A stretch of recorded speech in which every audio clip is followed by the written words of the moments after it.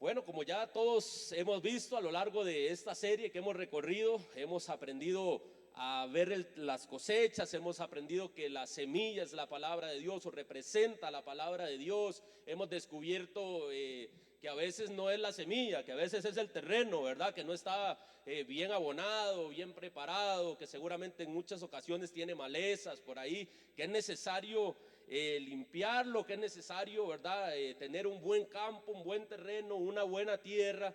Hemos también el domingo pasado aprendíamos de los tiempos, del kairos y del crono, y vamos a ver un poquito más también. Pero también hoy yo le decía, Señor, ¿qué hablamos? ¿Qué hablo? ¿Qué le digo a tu pueblo? ¿Qué le digo a tu iglesia? Y había una preocupación en mí que Él puso hace alrededor de unas 3 semanas, y era que también es necesario cuidar nuestra semilla. Cuando ya ha germinado, cuando ya la planta va en proceso, y ustedes que son más agricultores que mí en la gran mayoría, ¿verdad? Yo de plantas, lo he dicho en otras ocasiones, no sé nada, yo seguramente siembro zacate y se me quema, ¿verdad? Así que soy malísimo en ese tema, pero hay un proceso, hay un tiempo para esto, y la planta debe crecer y va germinando. Y hoy traje aquí algunas unas plantitas por aquí que me facilitaron para que ustedes puedan tenerlo de forma visual, pero esto requiere también cuidado, y por eso yo le pedí a Dios, Señor, permíteme transmitirles, porque una semilla descuidada es una semilla que puede provocar en nosotros una cosecha mala o una cosecha amarga. Por eso yo titulé esto: semillas descuidadas, cosechas amargas. Y déjeme contarle una historia. Voy a contarle una historia para introducirme en esta parte. Resulta que en un pequeño pueblo rodeado de muchas montañas, seguramente parecido a Fraijanes y Campos Secos, vivía un humilde agricultor. Este agricultor no era muy rico, no era muy famoso, pero tenía algo que nadie tenía. Tenía una semilla muy poderosa, una semilla única, una semilla que tenía muchas propiedades, que tenía una alta capacidad en propiedades para convertirse en un árbol que iba a dar frutos. Un día un anciano se entera con mucha sabiduría y se le acercó a este agricultor y le dice: esta semilla no es como las demás. Donde la plantes y la cuides, todo cambiará. Donde crezca habrá vida, fruto, sombra, alimento, y personas vendrán de lejos solo para ver qué brota de ella. Pero tienes que cuidarla, le recalcó el sabio anciano. No se riega sola, no se protege sola, no se cuida del sol sola. Es especial, pero es frágil. Si la descuidas, posiblemente esta semilla muera. El agricultor escuchó a aquel anciano con mucho asombro y con mucha duda, y eso despertó en él decir: ¿será cierto que esta semilla puede provocar lo que este sabio anciano me está diciendo? ¿Será que puedo transformar mi campo seco en un campo verde, productivo, que la gente lo vea? Y entonces dijo: voy a plantar la semilla, voy a descubrir si es cierto lo que este sabio anciano me está diciendo. Y se fue, plantó la semilla, y con mucho entusiasmo dice: voy a sembrar, voy a tener una buena semilla, y voy a tener un buen árbol, y luego voy a recoger buenos frutos. Y preparó la tierra, plantó la semilla, y durante los primeros días la regó con fidelidad, con mucho cariño, la observaba cada mañana, iba donde ella, le hablaba como que si ella la pudiera escuchar, ¿verdad? Aquí las señoras de las plantas no me van a mentir, ¿verdad? Ustedes le hablan a las plantas, ¿cierto? Ustedes conversan con ellas. Bueno, no he visto a la mía porque también se le queman las plantas, pero yo he visto otras que tienen esa cultura, ¿verdad? Hablan: y qué linda amaneció esta flor hoy, esta planta, y empiezan a tener esa relación con esa planta. Pero bueno, ese es otro tema. Pero muy entusiasmado empezó a hacerlo de esta manera, iba todos los días, la regaba, seguramente tenía el cronómetro o una alarma y decía: uy, ya le toca la agüita a mi planta, ya le toca el agua a la semilla. Le echaba abono, la regaba y todo lo que ustedes saben que necesita. Entonces, pero hubo un momento que con el tiempo este agricultor o este personaje que tenía una semilla única, llegaron otras cosas a su vida. Llegaron algunos descuidos, llegaron las preocupaciones, llegó el trabajo, llegó otras situaciones, y empezó a descuidarse de aquella semilla, de aquella planta que empezaba a germinar. Y habrá dicho por algún momento, como a veces nos ha pasado a nosotros: y bueno, ¿será que realmente lo que aquel sabio hombre me dijo va a suceder? Y empezó a dudar en su corazón, a decir: ¿será que sí? ¿Será que no? Estoy invirtiendo tiempo en esta planta que seguramente no va a crecer o que no me va a dar frutos. Empezaron otras cosas y otros afanes hasta que aquel hombre empezó y descuidó su semilla. Dejó de regarla, ya no la cuidaba, ya no le hablaba como antes, el sol la golpeó, estaba sin defensa, las malas hierbas crecieron a su alrededor, los insectos empezaron a trepar por sus pequeñas hojas y esa semilla que tenía el poder de cambiarlo todo, murió en el olvido. Pasaron los años, aquel campo siguió seco, el agricultor siguió soñando con algo que ya no tenía. Y muchas veces se preguntaba, ¿qué habría pasado si tan solo hubiera cuidado esa semilla hasta el final? Aquel hombre dijo, se quedaba viendo seguramente el campo seco y habrá dicho, uy, me descuidé, no la cuidé, esto no germinó. Pero si yo hubiera dedicado más tiempo, si yo la hubiera cuidado hasta el final, ¿qué hubiese pasado? Y se quedó con la incógnita de no hacerlo. Y es que pasa algo. ¿Qué habría pasado? Dijo él. Llevémoslo al término espiritual esto, porque no es solamente una historia que quiero contarles, sino llevémoslo al ámbito espiritual. Esa semilla muchas veces representa lo que aquí se predica, es decir, la palabra de Dios, lo que Dios siembra en nuestros corazones, lo que Él pone en nosotros, que es la palabra de Dios, lo va a decir Lucas 11:8. La semilla es la palabra de Dios, hablando de la parábola del sembrador, ¿se recuerdan? Ese llamado que usted palpita o esa emoción que llega cuando empezamos el primer amor en nuestro Señor, y ustedes no me dejarán mentir, cuando nos enamoramos del Señor, ¿verdad? Todo es pasión, todo es oración, todo es vigilia, todo es ayuno, cualquier cosa que usted pase en su alrededor, este diablo no va a vencer, en el nombre de Jesús está vencido. Hay una emoción por la palabra, hay una emoción por la semilla. Pero muchos de nosotros la recibimos con esa emoción, empezamos bien, creemos que todo va a ir bien, pero luego la rutina, la distracción del trabajo, algunas cosas que pasan y se complican en nuestra vida espiritual, la duda, el pecado, el miedo, empezamos y hacen que esa semilla empiece a descuidarse, que nosotros mismos empecemos a descuidar lo que Dios está plantando en nuestros corazones. La semilla que se cuida va a florecer, pero la semilla que se olvida muere con todo su potencial escondido. La semilla que usted cuide, lo que Dios ha plantado en su corazón, va a traer fruto, va a florecer, pero la que se descuida posiblemente va a morir con todo el potencial que aquella semilla, que aquel agricultor tenía allí escondida. Veamos algunos textos de fundamentación que yo quiero compartir antes de entrar al ejemplo bíblico que quiero mostrarles. Primera de Corintios 10, capítulo 12, dice así: por lo tanto, si alguien piensa que está firme, tenga cuidado de no caer. Si alguien está firme, si alguien está pensando que está bien, que está fuerte, tenga cuidado, dice el escritor.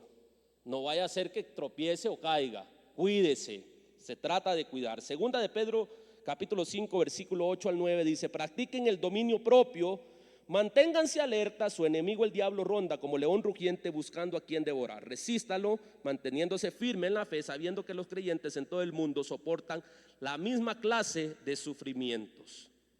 Hebreos capítulo 2, versículo 1: por eso debemos prestar mucha atención a lo que hemos oído, no sea que perdamos el rumbo, no sea que nos pase lo que le pasó al agricultor aquel.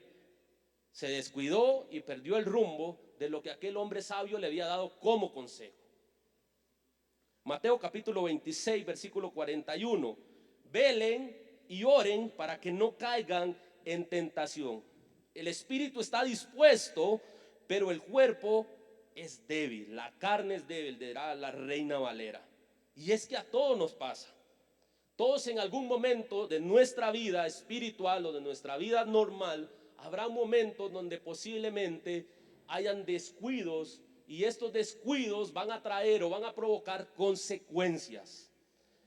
Y por eso creo yo que es tan necesario que nosotros estemos al pendiente, escuchando las alarmas, viendo las señales de lo que Dios siempre nos manda. Porque voy a decirle algo, siempre hay señales en el camino, siempre hay personas que Dios pone, siempre hay cosas que pasan que nos alertan que hay cosas que no está bien. Si ustedes ven, aquí tenemos 3 plantitas. Si ustedes ven esta que está la más feita, ¿verdad? Pobrecita, porque nadie la cuidó, no la abonaron bien.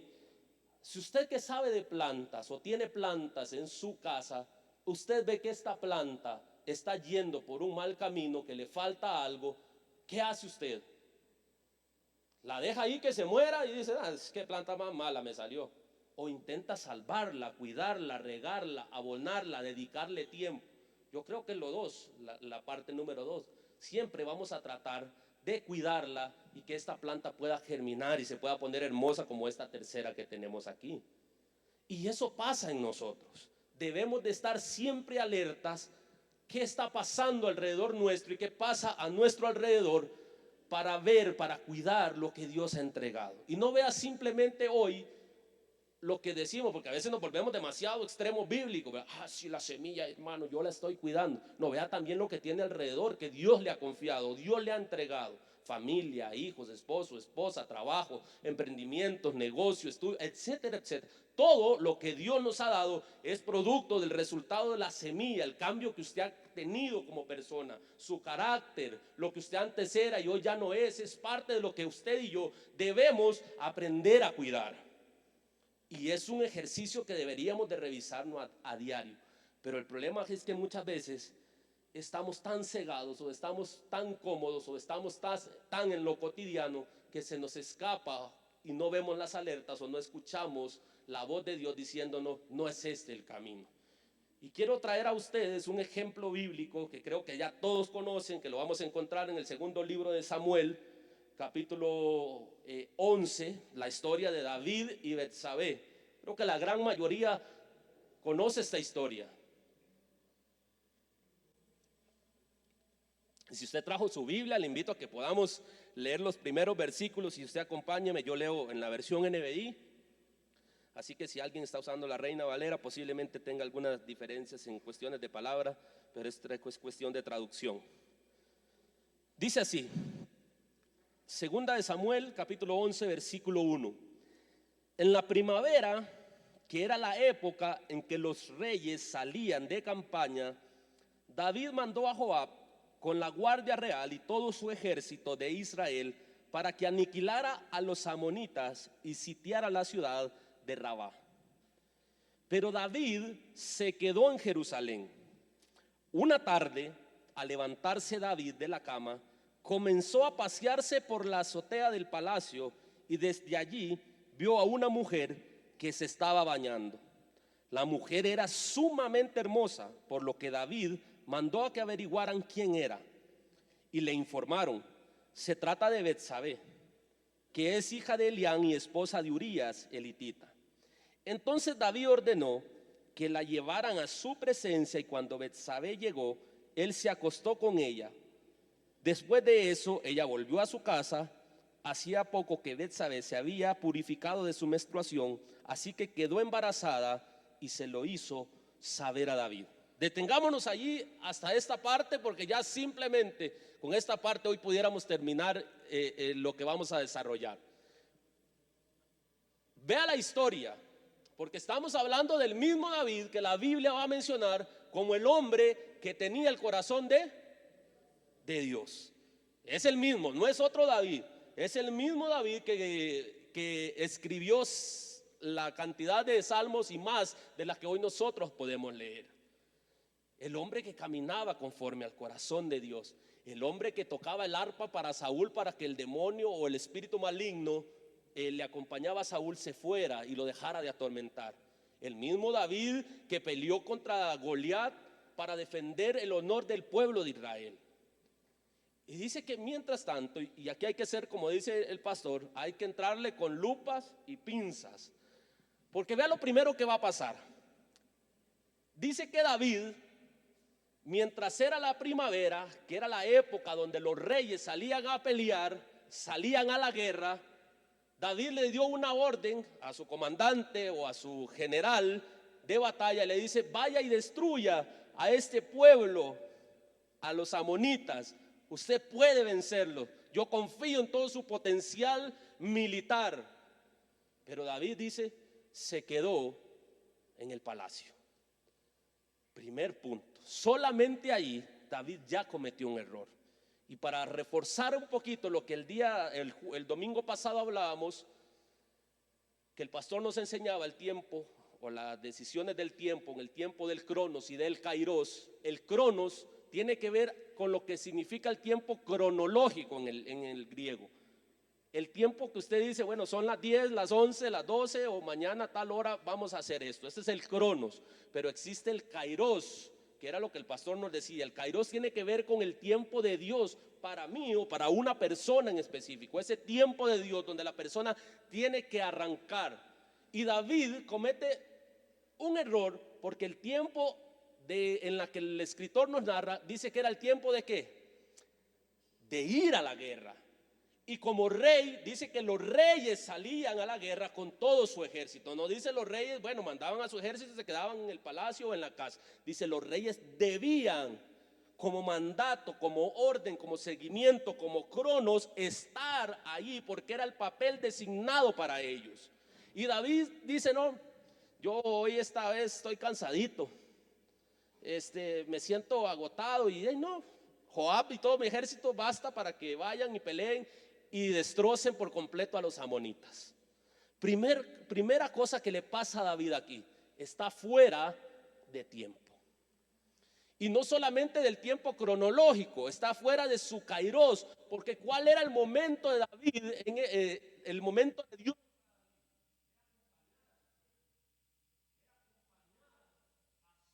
Ejército, llevarlo a pelear, era lo que Dios le había designado. Yo te puse como rey, le va a decir más adelante, para que tú pelearas y representaras. Es lo que nos pasa muchas veces a nosotros, ¿verdad? Y voy a poner el ejemplo acá de nuestro pastor. Muchas veces no está nuestro pastor y, ¿verdad? Hay gente que dice, no voy a ir, es que Checho va a predicar, qué pereza escuchar a Checho. Mejor no voy. Claro, si no está el jefe, si no está el que representa a Dios, usted dice, como que no es lo mismo. No debería, pero nos pasa. No debería, pero nos pasa. Y lo mismo, imagínense un ejército sin su rey ahí peleando a la par de ellas. Es como que usted dice, bueno, el pastor no manda a trabajar, pero él está dormido allá con Vivi, ¿verdad? Perdón, Vivi, hoy. Y usted dice, sí, nosotros estamos aquí construyendo y esto y lo otro. Pero el pastor ahí está, ¿verdad? Ahí, tranquilo. Sería como un poco raro a la vista del humano que esas cosas sucedieran. Pero aquí no se trata de la vista, aquí se trata que esto era un mandato de Dios. Los reyes debían de salir con su ejército para acompañar y respaldar. Más sin embargo, David dice, no, yo no voy a ir, me voy a quedar, voy a mandar a mi ejército. Y está fuera del tiempo de Dios para él y está fuera del tiempo que le competía estar. Porque hay momentos donde usted y yo debemos de aprender a discernir que a veces hay que estar en el lugar donde nos toca estar.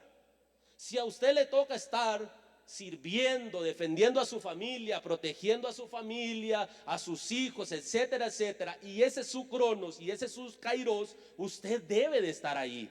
Usted no puede decir, no, y me voy a relajar. Si usted dice, yo tengo que pelear una situación, no voy a delegar sobre otros lo que mi responsabilidad es cuidar lo que Dios me entregó, la semilla que Dios me dio para que yo la cuidara. Me toca a mí, no le tocaba a Joab. Joab simplemente era el que estaba ahí al cargo del ejército, pero el que tenía que estar ahí era David como rey. Y estaba fuera de su tiempo y fuera de su kairos.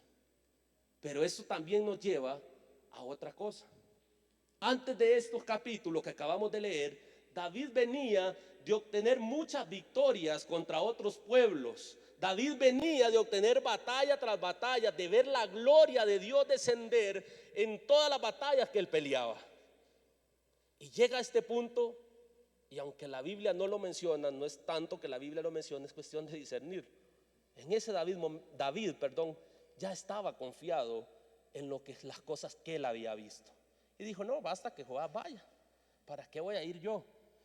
Olvidando que en cada ocasión cuando David iba y se presentaba o iba a ver una batalla, antes, ¿qué hacía David? Si alguien se recuerda, David le decía a Dios: Señor, debo de ir a la batalla, tú vas a entregar a mis enemigos en mis manos, ¿voy o no voy, Señor? Y la dependencia de David era tal que le decía, si Dios decía, no, no vaya, no camine, no avance, porque yo no voy a estar con usted en esa pelea, él decía, no, paren todos, no vamos, porque el Señor no va a estar aquí.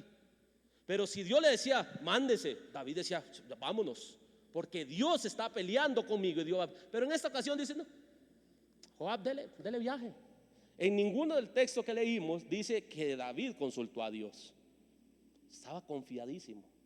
Y a veces a nosotros nos pasa que vemos nuestra vida espiritual y decimos, no, hermano Sergio, vieras que todo está pura vida, estamos bien, no pasa nada en mi vida, yo estoy firme, hermano. El que mire que esté firme, tenga cuidado de no caer, dice la Escritura. Y a David le pasó esto. Dice, no, yo estoy bien, no hay problema, estamos confiados, vamos a ir por la victoria. De hecho, el pasaje dice que le dice a Joab, ve con toda la guardia real de todo el ejército para que aniquilen a los amonitas. Ni siquiera le dijo, para ver si ganan la batalla. No, él estaba confiado, dice, vaya para que aniquilen a los amonitas, no pasa nada, ustedes van a la segura. ¿Cuántas veces a nosotros nos ha pasado que usted dice, no, yo voy a la segura? Es que yo ya me las sé todas. Es que ¿quién me va a negar a mí? Aquellos que son contadores, por ejemplo, dirán, no, hombre, a mí un número no se me va. Y cuando vienen a ver, están tan confiados y, no me calza, ¿verdad? Qué raro. Ok, no, si yo soy experto en temas de producción, de leyes, en lo que usted quiera ponerle. Dice, no, a mí no se me escapa uno, yo estoy seguro de quién soy. Y empezamos con el ego elevado. Y lo mismo le pasó a David. Dijo, no, todo está bien, Joab, vaya. Y mientras se quedó ahí, dice que una tarde al levantarse, oiga bien esta frase, una tarde al levantarse estaba de vago. David dijo, qué rico estar aquí durmiendo, ¿verdad? Mientras el pueblo allá estaba volando flecha y espada, oiga, David estaba durmiendo. Y dice, una tarde, o sea, estaba durmiendo hasta tarde, ¿verdad? Aquellos que tenemos años de no poder dormir por lo menos hasta las 10 de la mañana, dice uno, qué rico, ¿verdad? Quedarse hasta la 1, 12 del mediodía. Algunos yo los conozco, puede ser que sí, ¿verdad? Que pasan de largo y uno les escribe, perdón, estaba dormido, me tocó madrugar hoy. A las 12, madrugan a las 12. Y David estaba en las mismas. Entonces dice, la 1 de la tarde, ¿verdad? Entonces sale, se da una vuelta por su palacio. Seguramente dice, no, ya Joab va a tener todo controlado, todo listo. Empieza a pasearse por la azotea tranquilamente. ¿Sabe? Dios mío, ¿qué es eso? Es que hay que imaginarnos un poquito, hermano. No es que David iba caminando, ay, Señor bendito, qué guapa estamos. No, sus instintos naturales de hombre en su carnalidad dice, qué huila más bonita la que se está bañando allá. Uy, vea qué piernón el que tiene. Y Dios santo, todo eso puede ser mío. ¿O ustedes creen que dijo, ay, Señor mío, líbrame de esto? No, su deseo, su pasión se interpuso porque estaba fuera del lugar que a él le correspondía estar. Estaba totalmente ya descuidado y paseándose dice, no, qué bárbara. Y no era porque no tenía esposas y otras concubinas, tenía mujeres. Dios le había dicho, usted puede hacer esto y lo otro. Pero es que el descuido, hermanos, el pecado llega precisamente cuando usted está fuera de tiempo.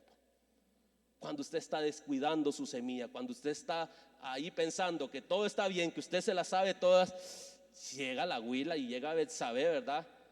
Con sus buenas porciones y todo, dice David, qué bárbaro. Y dice la Escritura, no lo digo yo le estoy poniendo un poquito de emoción para que usted vea lo que David hizo, para que use un poquito la imaginación, porque dice la Biblia que era sumamente hermosa. No le puso a una que era un poquito, ¿verdad? No tan hermosa. No, la Biblia dice era sumamente hermosa. Entonces usted tiene que imaginarse, la verdad, medidas perfectas. 90, 60, 90 es perfecta. Curvas perfectas. Pelo perfecto.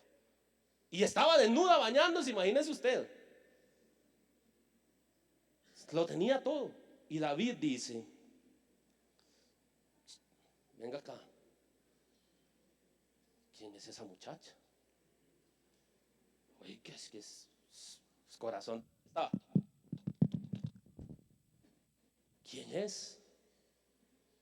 Y le dice: hey, señor, es Betsabé. Y ojo que la Biblia nos da algunas referencias muy importantes y dice que era la hija de Elián y la esposa de Urías elitita. Sus sirvientes le dicen: vea, señor, usted sabe como sirvientes que darle el reporte al rey. Cuando ellos le dicen: es la hija de Elián y la esposa de Urías elitita. Solamente con eso David en ese momento tenía para decir: suave, suave un toque, este campo minado, allí no me puedo meter. Me están diciendo que es casada. Y la referencia del padre que le dan de Elián, y le dicen la hija de Elián. Elián era uno de los 20 valientes de David que habían acompañado en la Biblia y en las batallas cuando David salió de la cueva de Adulán. Imagínense el broncón que está haciendo David. O sea, era el padre de uno de los que había peleado cuando David no era nadie. Cuando David tuvo que recolectar o hacer un ejército cuando nadie daba nada por él. Un hombre que fue fiel a él. De los 20 más valientes que David tenía, el papá era Elián y la hija era Betsabé. Se lo pongo en contexto. Es como que usted le diga: no, David, es la hija de su mejor amigo, del que peleó con usted, del que ha caminado fielmente, del que cuando usted no tenía nada financieramente le apoyó, le aportó, del que lo sacó de donde usted estaba, que le guió.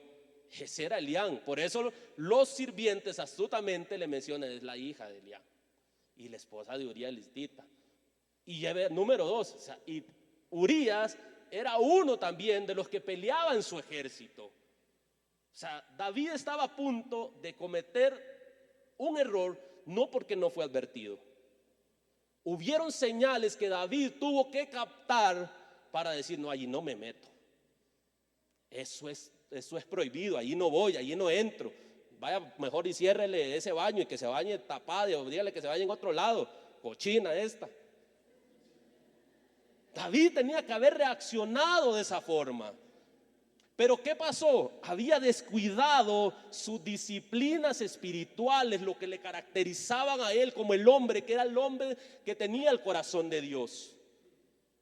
Y cuando nosotros estamos descuidados, cuando descuidamos lo que Dios ha entregado a nosotros y ha plantado, no vemos las señales, no vemos las alertas, no discernimos que eso puede ser un problema mayor y a futuro, como le pasó a David, porque ahora lo vamos a ver, sino que decimos: no, todo va a estar bien, no pasa nada. Ignoramos las señales. Ignore usted una señal de alto del semáforo en su carro o en la moto y cuénteme cómo le va. Y no es porque la señal no estaba, es porque usted no la vio o se descuidó y se pasó el alto. Lo mismo nos pasa cuando estamos fuera de tiempo, cuando nos creemos que nosotros ya podemos resolverlo por nuestras propias cuentas, que mi espiritualidad, que con la lectura que yo hago para ahí iniciar el día, que a veces la hago y no la hago, que para la oración que hago, para la comida, me basta. Y pensamos que todo está bien. Porque algunos oramos solo para la comida, ¿verdad? Señor, gracias por el alimento, amén. Y pensamos que eso es estar cuidando lo que Dios ha plantado en nosotros. David tenía como disciplina orar antes de cada batalla. Cuando David se presenta ya chiquillo y escucha y ve al ejército de Israel que estaba temblando de miedo, dice: no, ¿cómo este gigante va a aterrorizar a los escuadrones del Dios viviente? Y cuando se iba a enfrentar a Goliat, le digo: Señor, voy en tu nombre. Estaba orando, estaba clamando, diciéndole: Señor, voy a ir en tu nombre. Donde Dios lo ponía, allí iba David. Cuando David tenía que apacentar ovejas, estaba apacentando ovejas. Pero cuando David tenía que irle a tocar el arpa al rey, porque fue algo que Dios decidió que hiciera, también iba. Estaba en su momento, estaba en su kairos, estaba donde él tenía que estar. Cuando tenía que ir a luchar, estaba luchando. Cuando tenía que ir a vencer gigantes, estaba venciendo gigantes en el nombre del Señor. Pero en esta ocasión, su disciplina de consultar al Señor, de decirle: hey Dios, estoy cansado, es la época de salir a la batalla, Señor, ¿debo de ir o no? Hubiese sido distinto si lo hubiera consultado con Dios. Y nos pasa a nosotros, hermanos, no miramos, no critiquemos tanto a David, ¿verdad? Porque hoy le vamos a volar duro a David, pero es para que nos hable a nosotros. Porque a veces nosotros tomamos y hacemos acciones por nuestra propia cuenta, y Dios que quede de un lado. Yo voy a hacer este negocio porque es que yo soy máster en negocios, lo voy a hacer. ¿Qué me puede salir mal? Si para esto me preparé, para esto estudié, para esto me capacité. El Señor ahí nada más que me respalde. Pero usted le consulta a Dios cada paso que usted va a dar, cada decisión importante que va a dar. Le va a decir: Señor, no debo de hacer este negocio con esta persona, debo de hacer esta relación, debo de empezar esta relación con esta persona, sí o no, debo contestar este mensaje que me acaba de llegar, sí o no, como disciplina espiritual. Pero bueno, David no lo hizo de esta forma. Y dice que empieza a indagar, entonces la manda a llamar. O sea, ya pasó al siguiente nivel. ¿Por qué? Porque cuando estamos cegados y empezamos a cometer un pecado, si ya no nos dimos cuenta, hermano, usted se va a meter de jupa, y perdón por la expresión, pero se va a ir de cabeza. Y se va a meter de lleno, porque un pecado lo va a llevar al otro y al otro, y así sucesivamente. Y lo peor de todo esto es que nosotros pensamos estar bien. Lo peor de todo esto es no despertar en lo espiritual y decir: ¿qué hice, Señor? Porque David dice entonces que mandó a llamar a la mujer, desobedeciendo las señales que Dios había plantado tal vez, o que había mandado a través de los siervos. Entonces David ordenó que la llevaran a su presencia, y cuando Betsabé llegó, él se acostó con ella. Después de todo el acto inmoral, se va para su casa. Pero ojo, que lo que Betsabé estaba haciendo al bañarse en aquel lugar, ella se estaba terminando de purificar ritualmente de su menstruación, dice la escritura. Y era el momento perfecto para que esta mujer quedara embarazada. Y dice la Biblia que queda embarazada. Solo eso ya es un broncón, porque hay una infidelidad. David se había metido inmoralmente con una mujer que no era la suya. Ya solo eso era un problemón. Mas sin embargo, David no le basta esto.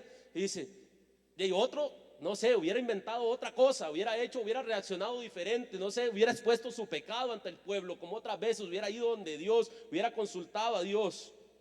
Pero no lo hace. Y sigue diciendo, ahora sí, versículo 6, para que me acompañen y vayamos rápido. Entonces David le envió este mensaje a Joab: mándame aquí a Urías elitita y a Joab. Y así lo hizo. Cuando Urías llegó, David le preguntó cómo estaba Joab y los soldados.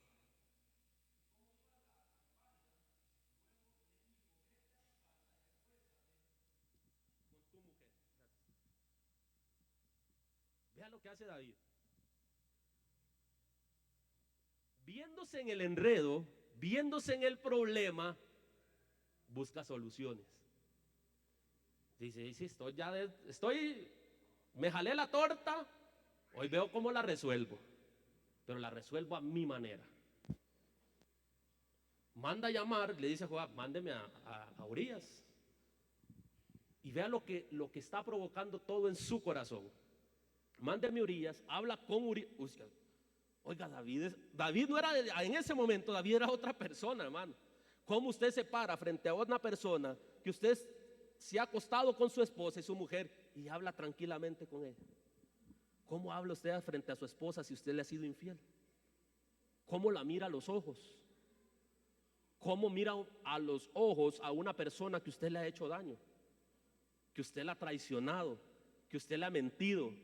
¿Cómo se para usted frente a una persona y le dice: ay, ¿cómo estás? Pura vida, ¿todo bien? Venga, un abrazo. Cuando has decepcionado, cuando has delante de los ojos del Señor has traicionado y has cometido una inmoralidad sexual grave. En el caso de David. Pero cómo a veces nosotros dirigimos nuestras palabras al que nos comemos a espaldas, el que hablamos mal de él. Ay, es que vieras esa que me cae mal y que no sé qué, y es una hipócrita, y ojalá el diablo se la lleve y que no sé qué. Y cuando aquí la ve a la iglesia, ay hermana, qué linda le queda ese vestido, cosita bella, Dios me la bendiga. ¿Cómo hace para que su corazón no tenga la sensibilidad de decir, vea, si yo hablo de alguien, mejor no le hablo y no soy hipócrita? Pero va y lo abraza. ¿Cómo miras a tus hijos escondiendo una infidelidad y le dices, hijos, yo los amo? ¿Cómo le dice a su esposo o a su esposa si infielmente la has traicionado? Tal vez no sexualmente, pero si has contestado un mensaje y dices, no, todo bien, y todavía tienen bloqueado el teléfono. ¿Cómo lo hacemos? ¿Sabe qué pasa? Es que hemos descuidado toda nuestra semilla y estamos insensibles a la voz de Dios. Y para contarles rápido la historia, David lo manda a llamar, habla con él, hace un plan y le dice, usted viene de la batalla, ¿cómo va todo, viejo, en la batalla? Estamos ganando. Le da un informe, le dice, ahí estábamos, jefe, estamos peleando la batalla y Dios está respaldando, etcétera, etcétera, y todo va bien. Vaya, échese un descansito, viejo. Hoy vaya a su casa y se acuesta con su mujer. Queriendo encubrirse. Aquí dice David, ya la hice. Este viene cansado, tienen seguramente un mes, 15 días de no venir a su casa. Los esposos saben a qué va a llegar. Dice, no, ay, mi amor, venga acá, ¿no? Dice, y Joab dice, no puedo hacerlo. El ejército de Dios, Joab y todo el ejército están defendiendo el arca de Dios, la que representa la presencia de Dios. Están peleando. Yo no voy a ir. Pero no se lo dijo a David, no lo hizo. No llegó a su casa, no fue donde su mujer. El rey se entera, lo manda a llamar de nuevo y le dice, pero buenos días, ¿qué te pasó? Si era un día libre para que usted disfrutara, hermano. Y le dice, no, señor, no lo pude hacer. Bueno, está bien, quédese aquí, pero venga acá, echémonos unas copitas de vino. ¿Para qué? Si se va a ir mañana para pelear a la guerra, echémonos unas copitas. Tenga el privilegio de sentarse con el rey y tomemos unas copas de vino. La intención de David era que se emborrachara y que el vino provocara alebrestarle las hormonas a Urías y se fuera a acostar con su mujer. Mas él dice que se quedó dormido con los guardias del palacio y no fue. El plan malévolo de David había fracasado. El pecado que David quería encubrir había fracasado su totalidad. Y dice David, ay, qué torta. ¿Y hoy cómo hago para que esta vieja esconda la panza? Y para que este men no se dé cuenta. ¿Cómo hago yo para encubrir mi pecado? Y es que David era creativo, hermanos. David, vea, uno cuando está en pecado y quiere ocultar el pecado, es creativo. Ya sé lo que voy a hacer.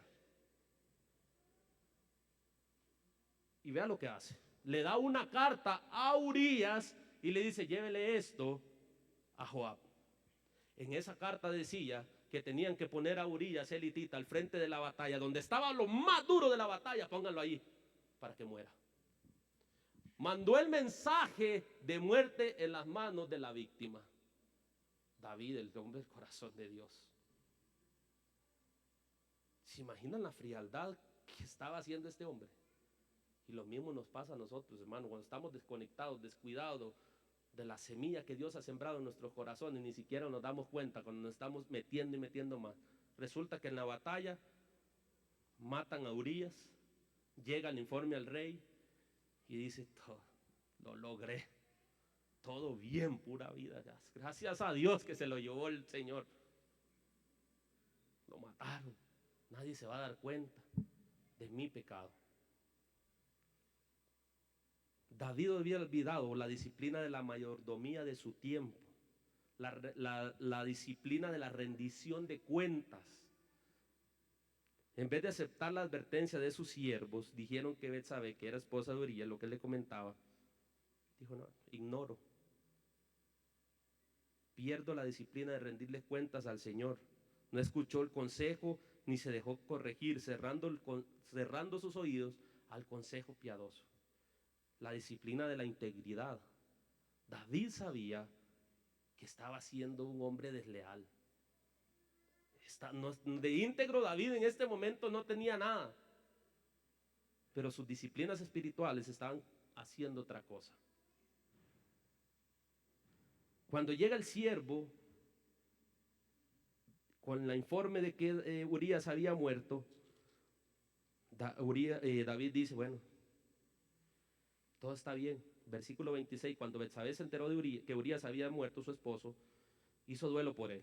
Después del luto, David mandó que se llevara al palacio y la tomó por esposa. Con el tiempo ella le dio un hijo, sin embargo, lo que David había hecho desagradó al Señor. Lo que David había hecho desagradó al Señor. Y es que nada de lo que nosotros hagamos ocultamente y como pecado, crea usted que va a ser de agrado al Señor. Así usted trate de maquillarlo, de esconderlo, de que nadie se dé cuenta. Hay un Dios que tiene su mirada en nosotros y que dice, no me agrada. No me agrada lo que estás haciendo, Sergio. Fulano, no me agrada lo que estás haciendo. Lo que hiciste, lo que cometiste, no es de mi agrado. ¿Qué estamos descuidando hoy? ¿Será que lo que Dios plantó en nuestros corazones, la semilla de la palabra, la estamos cuidando como realmente la semilla que es una semilla poderosa, capaz de cambiarlo todo, de cambiar la realidad de mi familia, de mi comunidad, de mi iglesia, de mis vecinos, de mis hijos, de mi esposa, de mi matrimonio, por cosas insignificantes como descuidar el riego, como descuidar un abono a mi planta, por cosas tan sencillas que a veces parecen sencillas, pero que nos traen catástrofes a nuestra vida? Aquí hay una planta que pobrecita, nadie la cuidó. Aquí hay una planta que estaba tratando medio de sobrevivir, pero ¿saben qué pasó? La encontramos volcada, ¿verdad, Julito? Estaba así, nadie se preocupó por decirle voy a ponerla de pie y vea cómo está, torcida. Ya aquí está difícil que se recomponga, ¿verdad? Si usted es agricultor, ayúdeme para que esa planta vuelva a ser como... Pero aquí hay una planta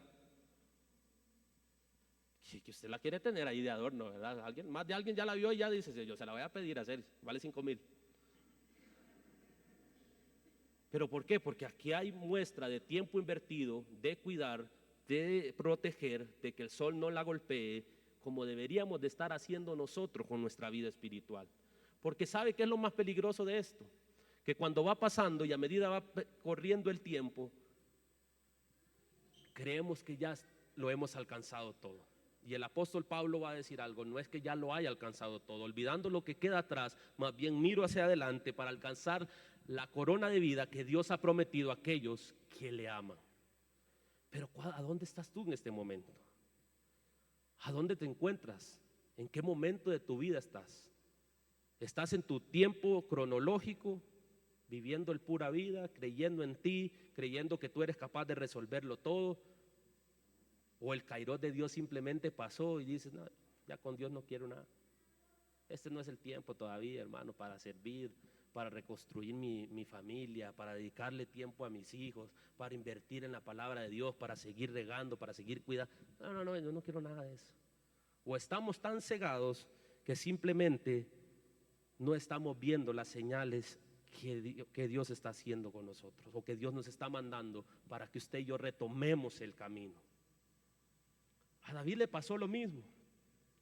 Y Urías le da una lección, y quiero hacer algunas comparaciones de lo que nosotros a veces creemos, porque sabe que a veces los puestos donde nos encontramos, porque no, el asistente del pastor, porque el líder de mujeres, el líder de hombres, de familia, la hermana ungida y el hermano ungido, es que un hombre de oración y todo, a veces nos hacen confiarnos en nuestros propios títulos, olvidando que nada depende de eso, que todo depende de Él.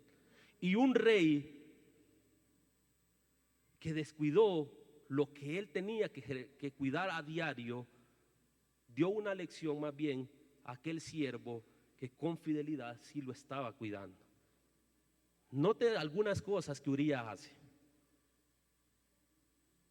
Veamos algunas comparaciones entre David y Urías para ponerles simplemente que ustedes miren.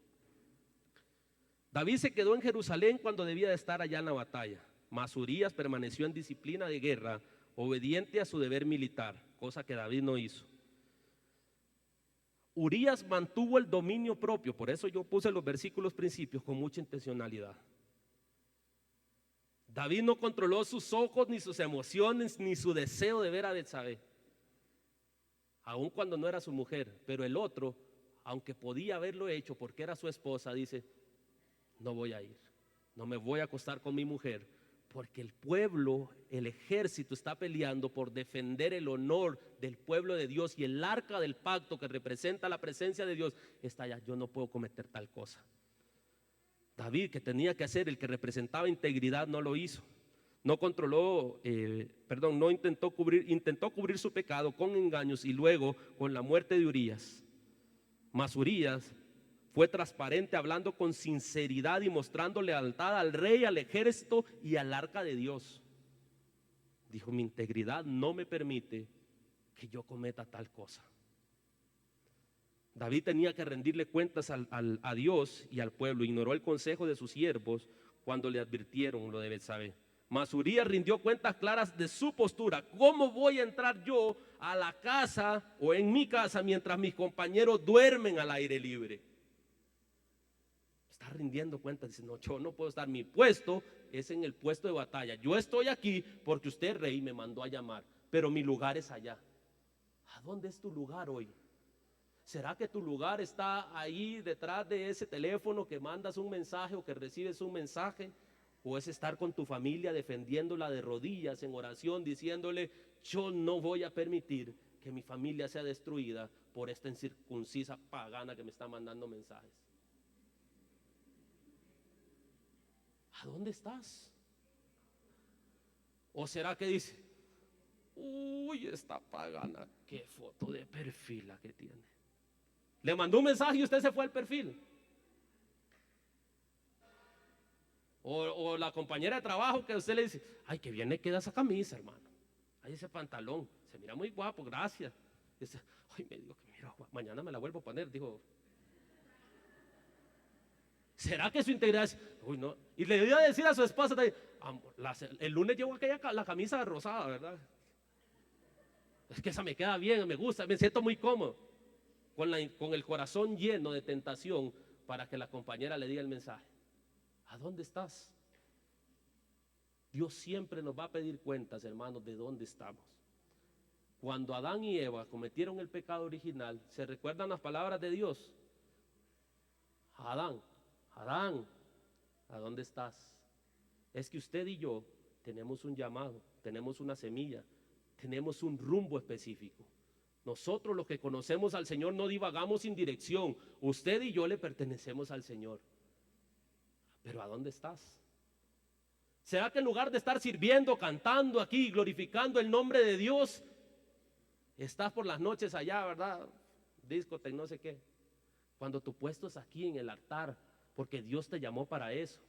Cuando seguramente tu puesto es para que recibas a las personas en la puerta. Cuando tu lugar es decir, no, Señor, yo pertenezco a ti. Le decía yo a alguien, o a un grupo, no sé a quién le decía. Cuando yo empecé a ir a la iglesia, hace 15 años, me pasó lo mismo. 18 años, un chiquillo que ya había, yo siempre lo digo, ¿verdad? Y ahí están las cámaras. Yo llegué con 18 años a los pies del Señor, pero llegué como taxi pirata, hermano. Bien kilometriado ya. Cuando el Señor plantó algo en mí, emoción, fuego de Dios, prédica, ayuno, oración, ayunemos, hermanos, ustedes jóvenes, ¿cómo vamos a estar ahí? Vamos a ayunar, vamos a orar. 2 años sirviendo al Señor con integridad, con fidelidad, y el fuego, sembrándola la planta, echándole agüita, cuidándole, echándole abono, manteniéndome firme, cuidando a mi familia, etcétera, etcétera. Pero llegan, ¿verdad? Esos descuidos. Ay, no, hoy me voy a levantar tarde, no me voy a levantar a la oración de las 4:30. Porque qué pereza levantarse, hermano, a las 4:30. Ese hermano medio aburrido para hacerlo y yo me duermo. ¿Acaso usted llega a escuchar al hermano? Usted llega a buscar al Señor, hermano, llega a buscar al que está dirigiendo. El que está dirigiendo es un instrumento, pero ¿a dónde está su corazón? O muchos, ¿verdad? Encienden la pantalla y listo, nada más, y seguimos roncando. Pero ¿a dónde está nuestro corazón?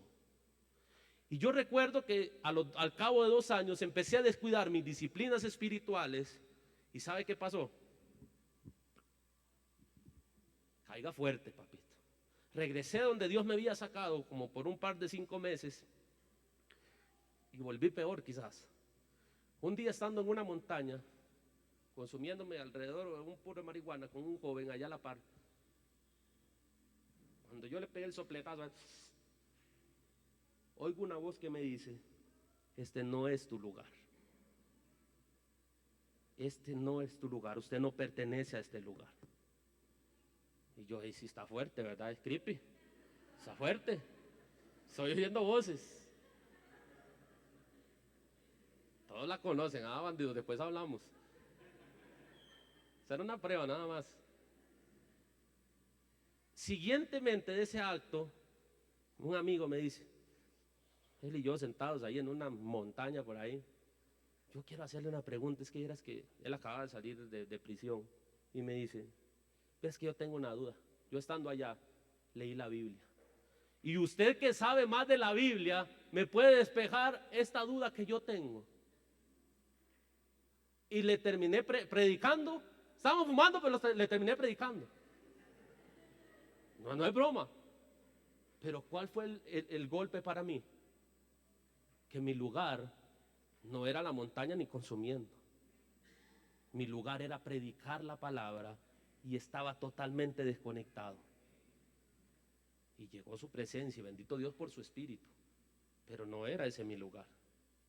Y ese fue un golpe tremendo. Y a los 15 días llegó el pastor y oraron por mí, y al mes volví a los pies del Señor para gloria de Él. Y hasta el día de ahora nuevo, han habido altos y bajos, pero aquí estoy, en el lugar donde Dios me puso, en el lugar que me dijo: yo te llevaré a otro lugar para que testifiques mi nombre, y la palabra que puse en tu boca jamás se apartará de ti, de tus hijos, ni de tu descendencia. Y yo entonces, como Dios sembró una palabra en mí, debo de cuidarla, debo de administrarla, debo de decir: voy a cuidar lo que Dios me ha confiado, mi familia, mis hijos, mi esposa, los recursos, mi trabajo, mi emprendimiento, mi negocio. Voy a cuidarla, porque voy a decirle algo. El versículo que leímos anteriormente dice: el enemigo anda como león rugiente buscando a quien devorar, y aquel que esté descuidado, hermano, se lo va a comer, se lo va a devorar. Y David tuvo este pasaje y ese episodio de su vida, y dice: no, yo estoy bien, estoy pura vida, estoy aquí, y yo soy el máximo jefe, y las victorias Dios me las entrega. Y empezó con el ego, en su corazón, hasta que cayó. Y ¿sabe qué es lo peor? Que a veces caemos y no nos damos cuenta. Y David dice en el capítulo 12: el Señor envió a Natán para que hablara con David. Cuando este profeta se presentó, le cuenta una historia y le dice: dos hombres vivían en un pueblo, el uno era rico y el otro pobre. El rico tenía muchísimas ovejas y vacas, en cambio el pobre no tenía más que una sola ovejita, el mismo que había comprado y criado. La ovejita creció con él y con sus hijos, comía de su plato, bebía de su vaso, dormía en su regazo. Era para ese hombre como una propia hija. Pero sucedió que un viajero llegó de visita a casa de aquel hombre rico. Como éste no quería matar a ninguna de sus propias ovejas o vacas para darle de comer al huésped, le quitó al hombre su pobre y única ovejita. Tan grande fue el enojo de David contra aquel hombre que respondió a Natán: tan cierto como que el Señor vive, que el que hizo esto merece la muerte. ¿Cómo pudo hacer tan grande ruin? Ahora pagará 4 veces el valor de la oveja. ¿Y sabe cuál fue la respuesta de Natán? David, ese hombre es usted, papito. Ese hombre es usted, y no se ha dado cuenta que mandó a traer a la esposa de un hombre que estaba peleando, que era fiel a usted, que le mostró fidelidad. Y no solamente se acostó con ella, lo mandó a matar, hizo una catástrofe delante del pueblo de Dios.